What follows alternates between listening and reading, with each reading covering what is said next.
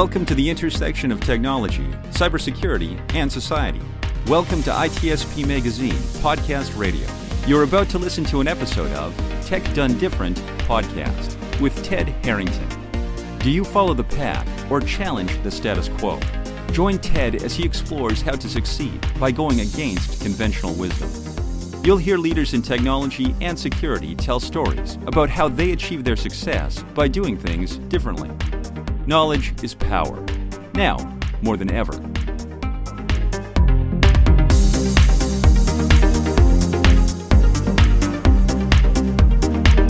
Hey everybody, welcome to another episode of Tech Done Different. I'm your host, Ted Harrington, and with me here today is our special guest, Marcus Bullock, the CEO of Flickshop. Marcus, thank you so much for being on the show here. Thank you so much for having me. I'm really grateful to be here today. Oh, the gratitude goes in both directions, man. As I was mentioning to you right before we hit the record button, I'm just in awe of you in so many ways. And, you know, the hardships that you've been through and how you've come out the other side, not just better for it, but the way that you have made the world around you really a positive place as a result. And maybe that's where we can start a little bit. I was preparing for this show, I was watching your TED Talk, and you talked about your path from incarceration to entrepreneurship to helping families impacted by incarceration and really what you've done for that community. So maybe you could help our listeners just so they understand the context of kind of you and your background. Could you just tell the version of that story for us? I mean, Ted, first I'll start by saying, having expressed a moment of gratitude, even, for being able to be on the show. I mean, I think that you guys are doing incredible work and telling awesome stories. To be able to include Flickshop and myself inside of a list of incredible folks that have already been on the show, I'm super grateful for it. As the listeners will surely understand why I say this, but I'll say that, I'm probably one of the least likely people to have ever ended up on this show. And so I'm always grateful for that.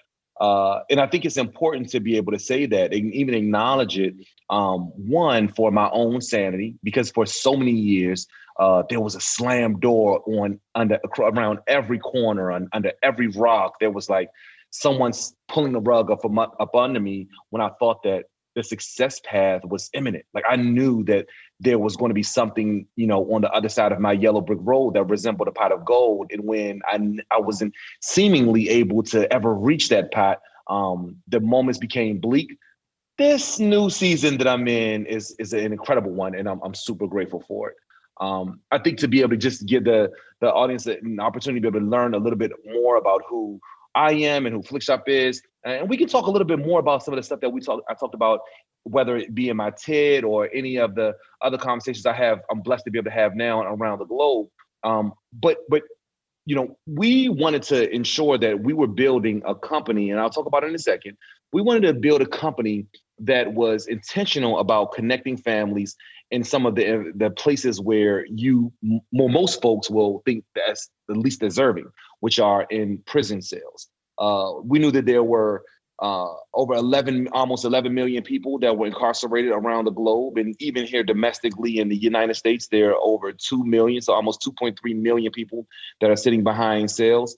And we wanted to be able to figure out how to reduce recidivism levels, meaning, reduce the rate of return back to prison when people are released, and thinking about how we could do that with tech and how we can scale it with innovation.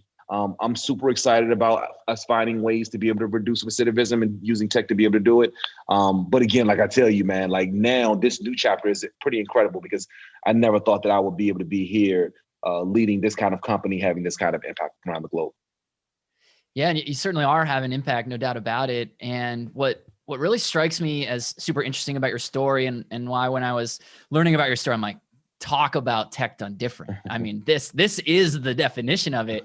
I don't want to put words in your mouth. You can tell a better description of the problems that you guys are solving, but it sounds like what you noticed from your time behind bars was that you were not just physically cut off from the world by physical bars, but you were also cut off from a communication standpoint in terms of, you could only use the payphones that were monitored and only had limited access to them. You certainly had no social media, no email, and all these life events were happening in the world around you and access to them.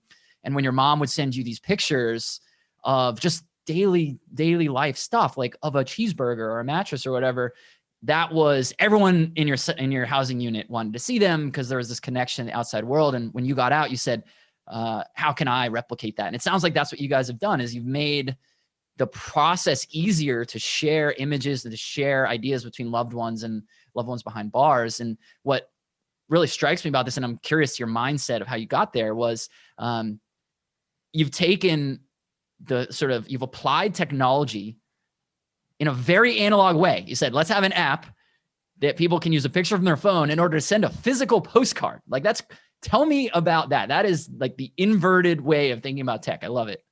Nah, thank you again. All right, so let's bring all of our listeners up to speed. Let's let them know what you and I both know about what we're building here at Flickshop.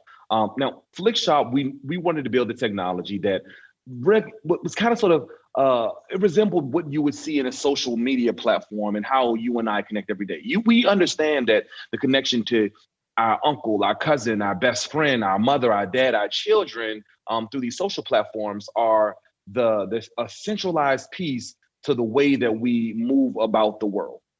The sad reality of it is that the millions of people that are sitting in prison cells don't have access to some of those same technologies. They don't have access to internet, easy emailing, social media platforms, texting, easy phone calls that we can spend tons and tons of time on, FaceTime. They don't have access to these technologies. So this means that there are millions of people that are sitting in jail cells, prison cells, ICE detention centers, right? Like all around the country, and they are not able to stay connected to the people that love them and support them the most, despite the decision that they did, that the mistake that they made in order to land them where they're sitting in these cells.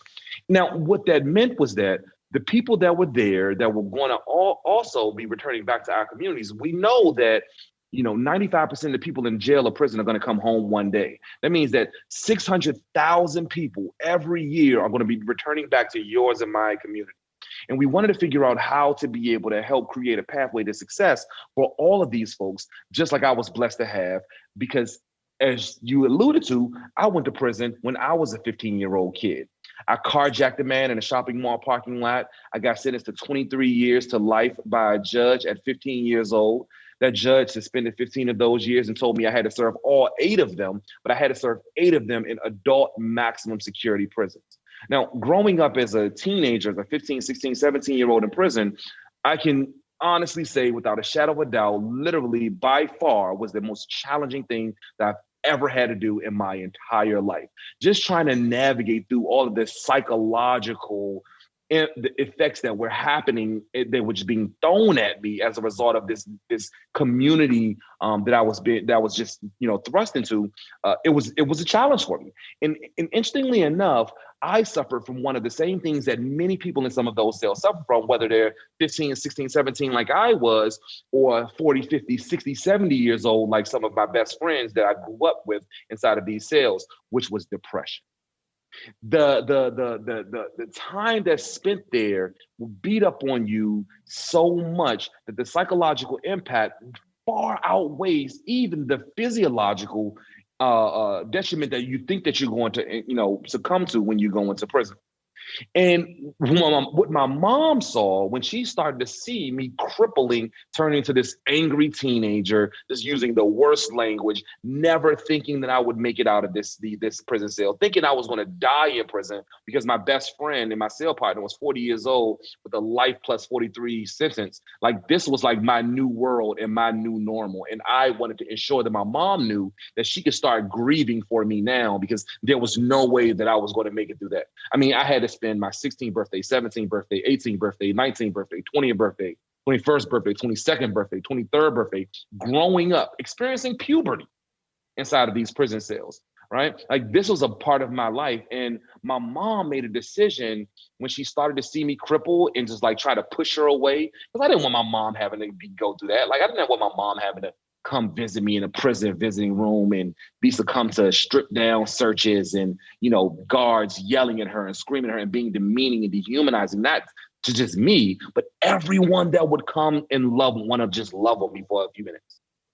And my mom said, boy, you have lost your mind if you think that I'm letting you go to this prison culture and this way of thinking.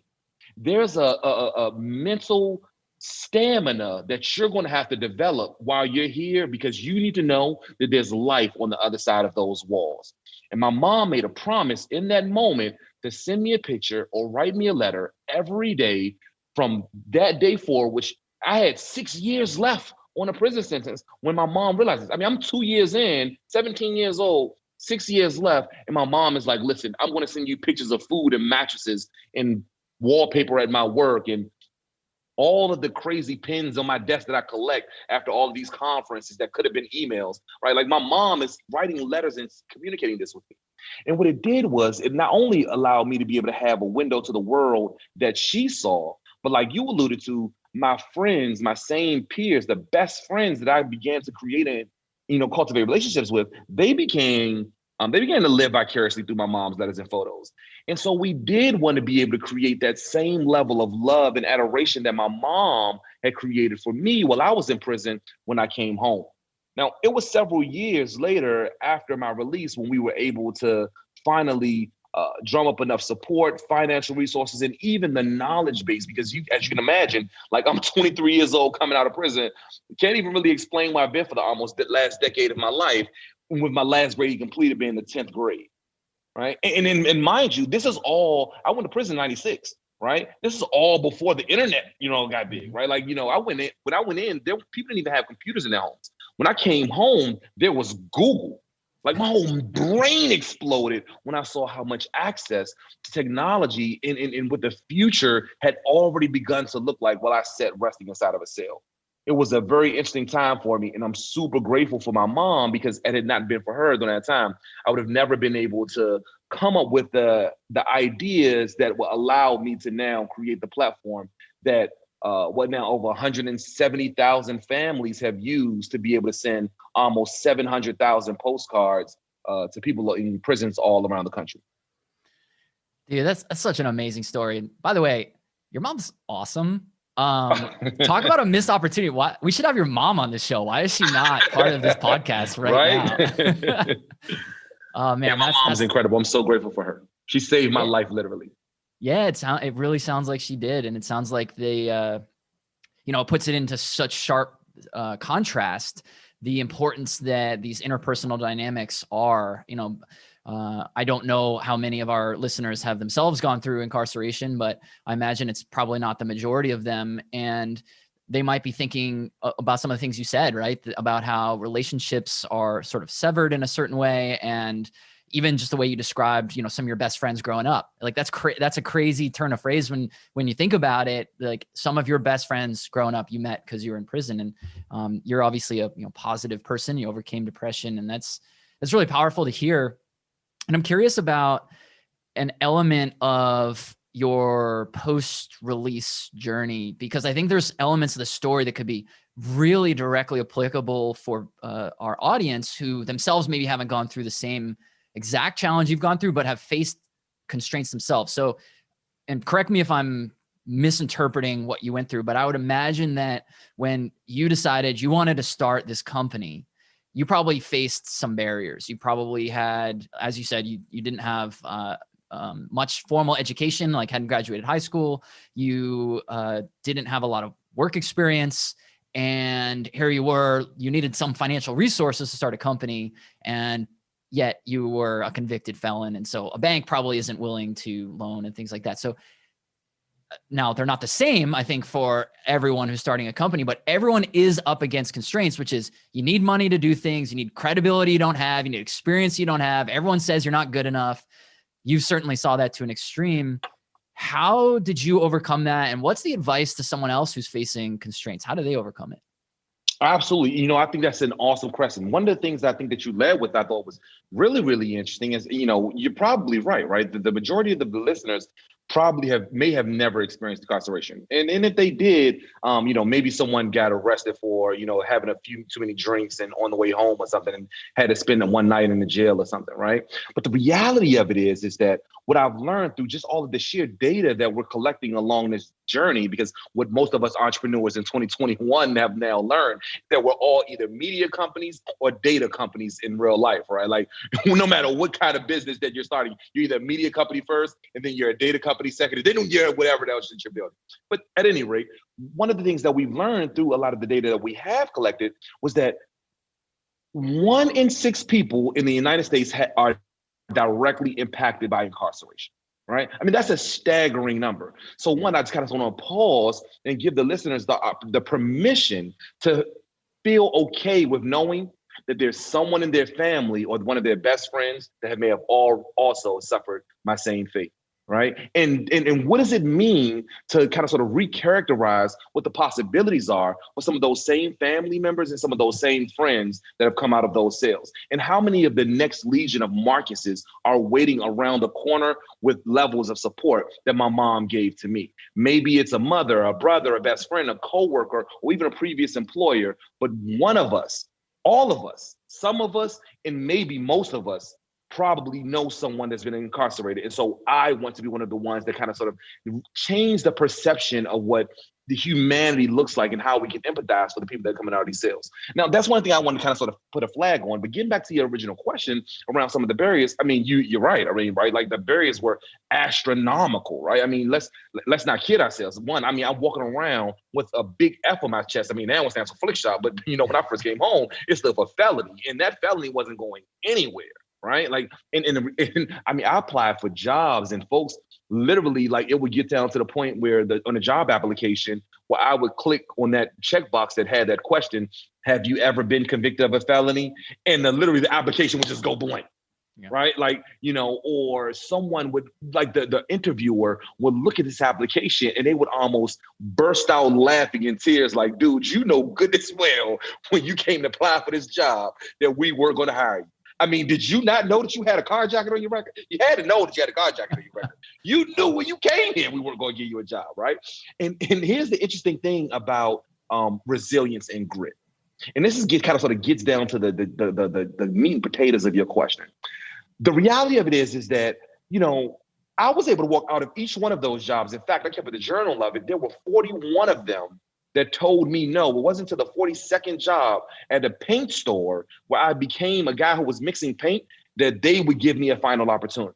The first 41 people told me no, and just looking for a job. We aren't even going to get into what it took to be able to raise capital and get to angel investment and venture investment and learning how to be able to build teams and understanding technical requirements to be able to build this kind of technology, because I'm not a technical founder. Those are completely different barriers that I wouldn't even know that I would have to try to figure out ways to be able to overcome that will come much later in life. But just trying to figure out how to get a job in and of itself was very challenging. And one of the things that I was able to call on during those moments of continued rejection was the reality that, like, bruh, just a few months ago, you was in a sale hustling honey buns in a sale. The audacity of you to come home and complain that somebody ain't gonna give you a job. Dude, your best friends will literally cut off their right arm to have the problem of being able to, oh, how dare you? You gotta get up and go up every day in the free world and look at people and smile and shake people's hands and give people dap and explain to someone why you're worthy enough to come contribute to the world this way. Oh, poor you, right? And that's how I perceived myself. It's like, there's so much audacity that I had to complain. And I'm like, dude, stop it now. Stop it now, right?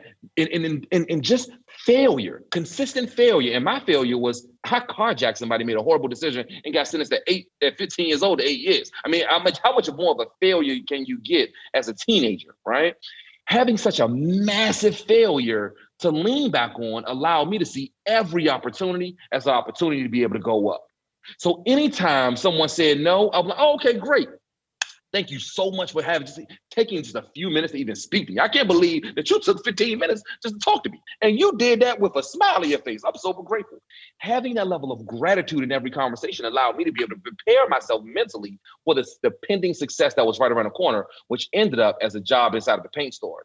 And if I call back on those lessons learned about what it took to be able to call back on the grit that it took to go get through my worst scenarios, my worst situations, the worst parts of my life, I learned that in those future years, I'm able to be like, Marcus, you real petty for thinking that this life's supposed to be gravy to you. Like, dude, just a few years ago, you was literally arguing about sports plays on a prison rec yard and letting somebody tell you when you could go to the bathroom. Chill out, man. You're having a great life right now. Perspective is everything. Totally, man. Perspective is everything. That's a great way to summarize everything you just said. I mean, I love about you that you're so self-deprecating, but those are, real perspectives that you had there. And you said something that, man, is so powerful. I want to write this on a t-shirt.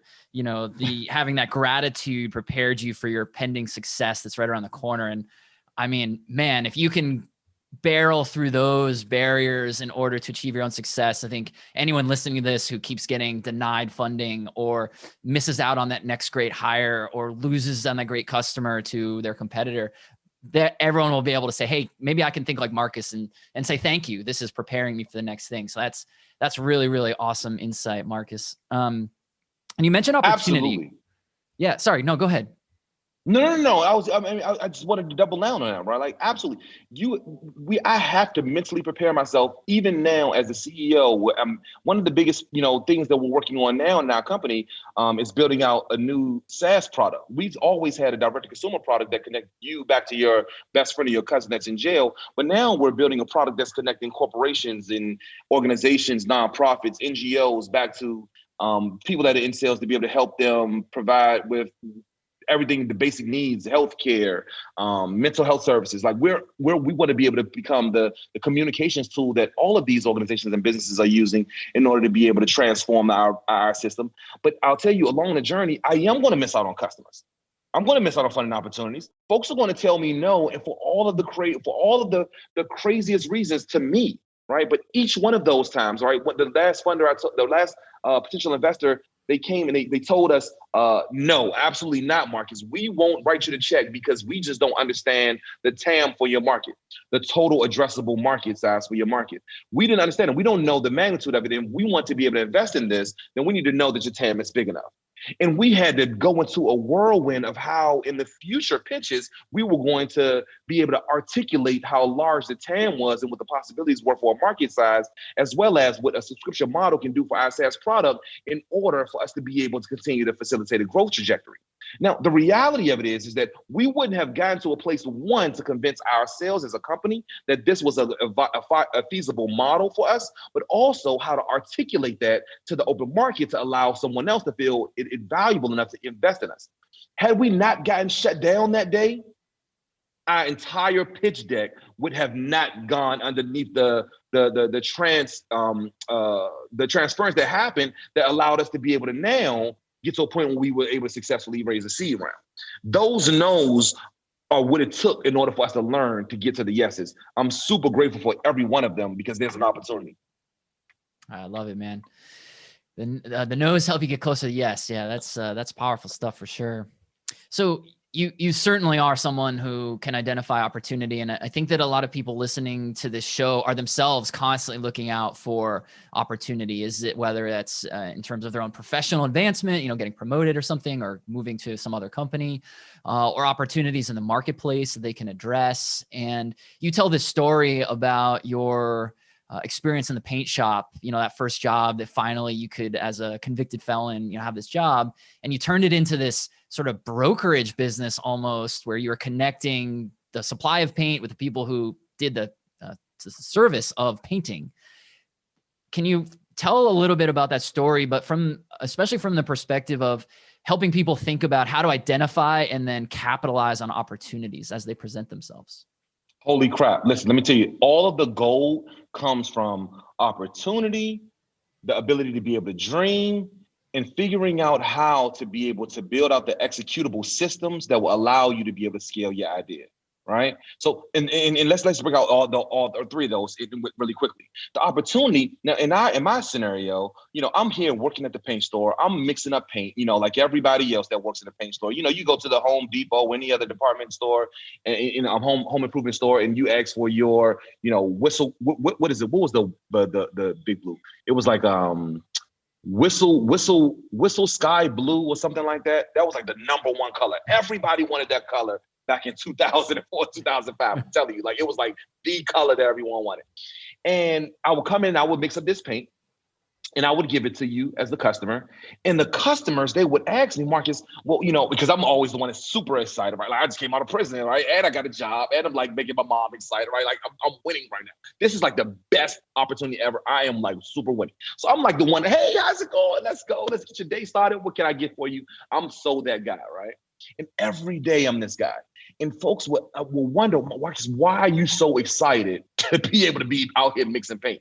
And what I was able to communicate very easily is that every opportunity that I had to be able to meet someone, it was different than what I had experienced over the almost last decade of my life. So it was constant dopamine every time someone approached the counter, right? And so what that did for me is gave me now the opportunity again to be able to reach out to a customer base that I didn't even know I was solving the problem for, and figuring out how to build a solution that I could eventually monetize from. Now, that solution initially ended up becoming a painting business, because while the customers were wondering how they could work with this excited young man that was mixing their paint, they would also wonder how much this young man would charge to come and paint their home. Because if he was this excited about mixing paint, then we want him to put the paint on our kitchen walls. And so they were like, Marcus, how much do you charge to paint my kitchen? I'm like, what are you talking about? Like, I don't paint kitchens. I'm going to sell you this Whistle Sky Blue so you can paint your own kitchen. Don't get out of here, Ms. Johnson. And interestingly enough, now it's like 2005, this pending recession that everyone is talking about is on the way. And the painters will come into the store. They will talk about layoffs that were happening across the construction industry. And they're like, oh my gosh, there's no work. It's slow. I'm like, what are you talking about? Like the Ms. Johnsons of the world come in every day and want me to paint their kitchen. A light bulb goes off, and I create a painting business that becomes the conduit between the painters of the paint store and the Ms. Johnsons of the paint store. Next thing we know, I'm brokering painting deals, connecting folks to all types of opportunities. Now, and eventually that led to me having, growing this painting business that was able to finally secure some larger commercial contracts and some nice size residential contracts that, pushed me out of that painting store business. I couldn't do it any longer. I couldn't manage this one growing painting business that I was blessed to be able to have, and also with working at the paint store. And eventually another opportunity came about when my same friends that saw me, the same ones I grew up in those sales, they saw me growing this new business that I had learned how to be able to grow. And this kind of sort of pinpoints to that last one I talked about, which was finding the systems and the executables in order to be able to grow a business. Because I knew that I was building, and I learned that what I was building systems in that painting business that allowed me to be able to grow. And I can talk about some of those details later, or maybe on a future show. But what it allowed me to be able to do and learn is that while my friends were complaining about my inabilities to be able to write them back and send them pictures back to them the same way that my mom did for me when I was sitting in those sales, a light bulb goes off again. And I'm like, wait a minute. Like, there's apps out here to help me get my coffee quicker. Like, there has to be an app that can help me. I mean, there are millions of people in prison, right? I mean, there has to be an app to be able to solve this problem. And when there wasn't one, I'm like, you know what? I'm going to Google this. And we Google how to build a mobile app, and then later on became Flickshop. We were able to take some of those same systems that we built while we were learning how to create a painting business, replicate them and bring them over into the tech company. And we realized it wasn't just the business or the industry. It was learning how to how to ideate and how to build the systems that allowed us to be able to build a success path going forward. I'm super excited about what's happening as a result of those lessons learned back in those earlier days. Yeah, you seem excited. I can see. I love it. I'm like so engaged in everything that you're saying right now. I want to talk to you for like 8 hours. No, thank you. So one of the things that I understand that you do is you're also trying to teach these principles to you've sort of set up this school of business, as you call it. Is the idea here that what you're trying to do is you're trying to take the foundations of those lessons you've learned and those systems that you've built, and to help others say, like, here's what I did, here's how you might do it? What's the thinking behind all this? Absolutely. I mean, again, I can't have the continued success without taking a moment to express continued gratitude to my community for teaching me, along the journey, and then also now becoming some of the same consumers of my product. And I enjoy that. I enjoy the benefits of that, and our company does, and our community does. And so what I learned, while building Flickshop was that one of the best ways to be able to show gratitude was to be able to show folks what you learned along the journey and share it with them so that we can create an entire ecosystem and create a wave of future or potential Marcuses.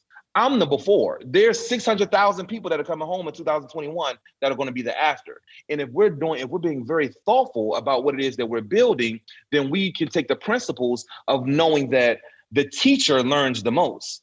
Meaning that if I just take that moment to share what I've learned along the journey, one, it allows me to be able to impart so much wisdom and triumph into a legion of folks who need the inspiration and motivation to keep pushing forward. Because as we all know, entrepreneurship is just hard. I mean, it's just hard. I don't care what you're doing. It's just hard. Right. And so we need that kind of stuff, that push, that nudge to say, hey, listen, you can do it. You can't be what you can't see. And a lot of people that are coming out of prisons, they don't have typical Marcuses in their communities that the same ones I grew up in. And so how can I lend myself to be able to be that resource to others? And again, the other thing is, if you're not teaching, you're dying. And so when I'm realizing that I'm teaching the same principles that I believe that I'm writing on some of these same whiteboards that are sitting behind me, I'm learning that those principles are becoming more and more embedded inside of my mindset and inside of how I'm producing some of those same executables and systems that I'm preaching, all because I just wanted to be able to show my gratitude along the journey by bringing people along with me. I'm excited about what we're doing with the Flick Shop School of Business as well as a result of that. But I'll tell you, that's not even a part of our big business model. That's just an opportunity to be able to, again, show gratitude back to our community. And this is the way that I chose to be able to make sure that we are able to do that in an efficient way with efficacy, at least during this season. Yeah, man, I love it. Certainly the theme of gratitude and appreciating the opportunities we have around us. That's something that is woven throughout everything that you're saying here. I think it's an incredibly powerful reminder that we should all have. And this is completely unrelated, but the irony, the coincidence is really stark to me that like an hour before you and I got on the phone, I was feeling a lot of gratitude myself this morning. I just put this post on LinkedIn that was basically like, what are you grateful for? Comment or mention a person in the comments here so we can all start like generating that good vibe. And then here we are like 60 minutes later and you're preaching the same thing. I'm like, yes, we're so aligned on the power of gratitude. Totally, man. So yeah. I'm grateful for your law of attraction as well. Thank you for putting those vibes out into the energy out into the earth today. I mean, it may have shown up earlier and right before we got on the call, even on our side, it translates over to me, and I'm sure it's going to transfer over to so many of our listeners today. Oh, I hope so. Yeah, I guess if there's a call to action, of which there will be many, maybe one is for everybody today. Go express gratitude today, right? That should certainly be a takeaway that everyone has. I love that. You mentioned teaching, and I like the way you framed teaching and by extension mentorship as well as truly an expression of gratitude. And you use this phrase that I wrote down, and I'm going to have like a wardrobe of t-shirts of stuff that you said because you're like a walking quote machine. You said, if you're not teaching, you're dying. And I love that. I mean, I have a mentor from my own life who said the best way to learn is to teach. And that has stayed with me for my whole career and is something that I'm trying to impart on the people that I'm in the fortunate position to mentor.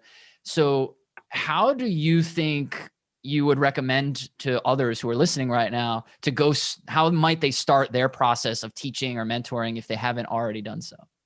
You know what? I think this conversation is a great place to be able to start. What better fitting place to be able to start doing with conversations that look like these?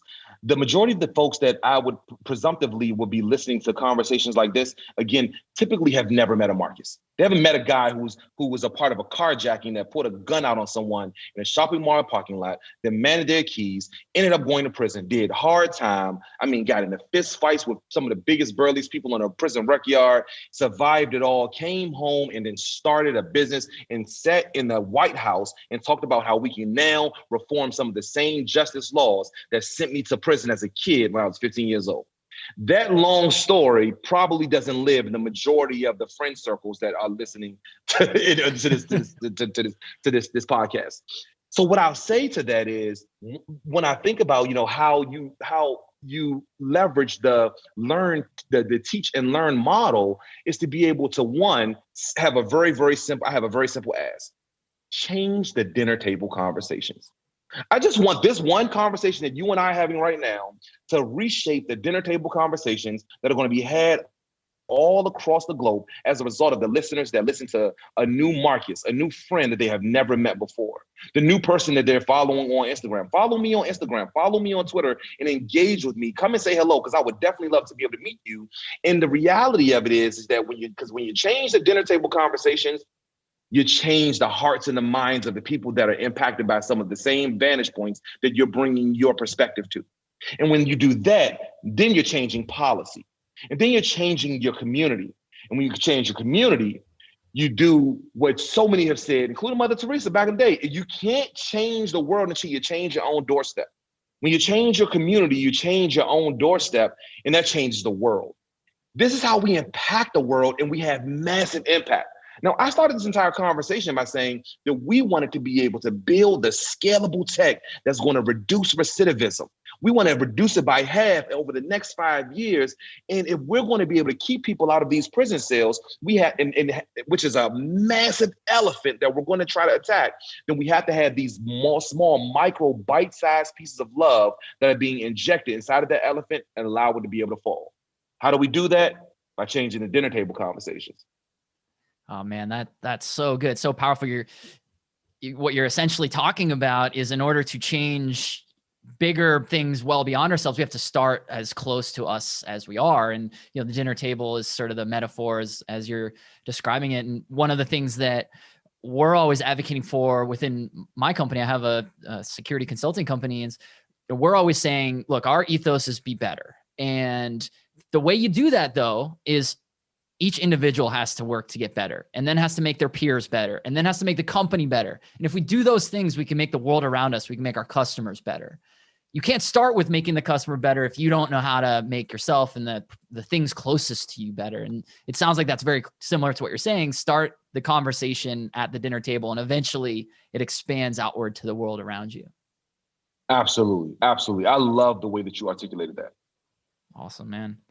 Well, Marcus, this has been an absolute pleasure. I wish I could have you on the show every day.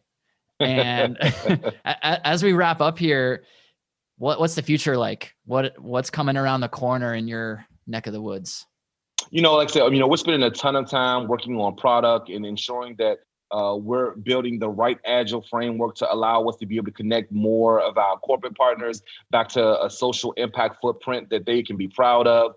There are people that are running some of the world's leading organizations that are being very thoughtful about how they can leverage this interesting time in this moment in time, and they can become more driven to do the socially impactful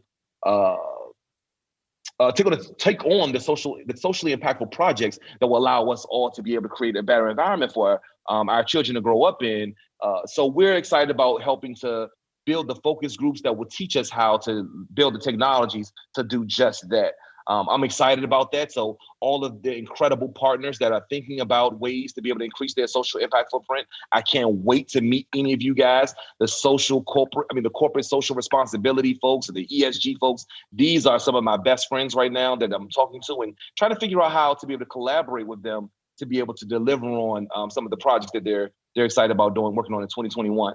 One of the things I'm thinking that I'm most proud of is figuring out how to be able to channel some of the energy that my two small children have at 10 and 4 into my everyday life, so that I can push through. Because how crazy is this world where I have to sit in the house and listen to daddy, daddy, daddy all day and try to figure out how to have the patience to manage a successful business while also managing a successful company.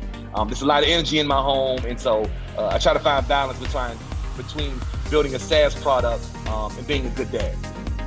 Well, I think you are uniquely positioned to do well at that. So, Marcus Bullock, thank you so much for being on the show. And everybody else, as you want to learn more about Marcus or potentially appear as a guest yourself, just head over to tedharrington.com/podcast, and we will catch you next time.